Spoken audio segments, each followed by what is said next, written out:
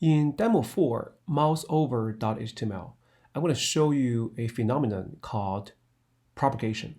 Here's an example. This is a div with id equal to app.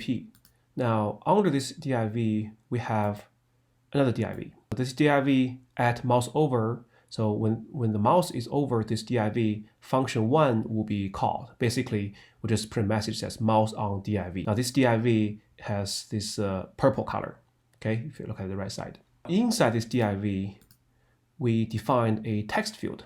So that is the white area on top of this div.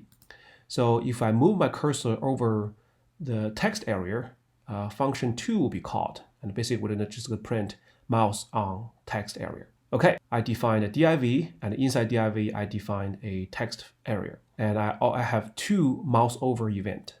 Okay, add mouse over div, add mouse over text area. I'm going to refresh my page. If I move the cursor over to text area, now, so function2 will be called. It says mouse on text area. Okay, now I'm going to press OK. Well, it's very interesting because I didn't move my cursor on top of div, but it looks like both function2 and function1 are triggered. And the order is function2 is triggered first because, mouse on text area.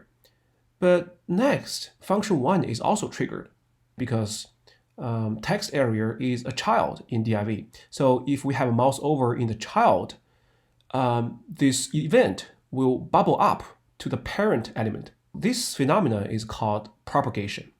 Okay, and by default, if both the child and the parent, they're listening to the same event, if the event occurs on the child, it will also propagate to the parent.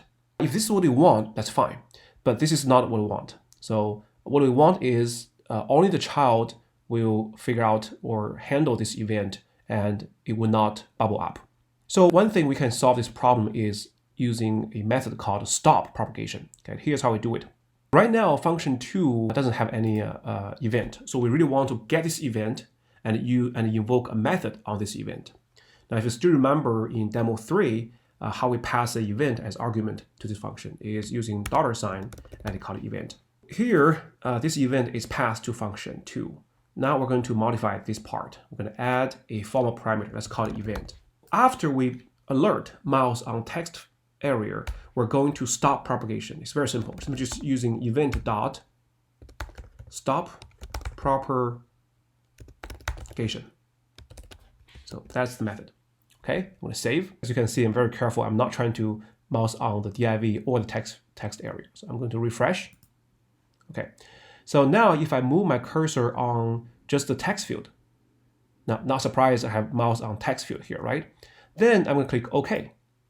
Nothing happened. So the event is stopped from bubbling up to the parent event. And there is an alternative because, sometimes using this passing event to function2 and handle it in function2 is kind of tedious. Now, Vue.js provides a shorthand. So let me show you what to do. Let me comment out this. And you no longer need to pass event, but I'm just going to leave it here. We can add @mouse over dot stop. Okay, so this is shorthand. This is equivalent to we're using event dot stop propagation inside function2. Okay, so now let me refresh, and I'm going to move it to text area. When I press OK, then nothing happened. I definitely recommend using .stop in the child element to stop the event from propagating to the parent.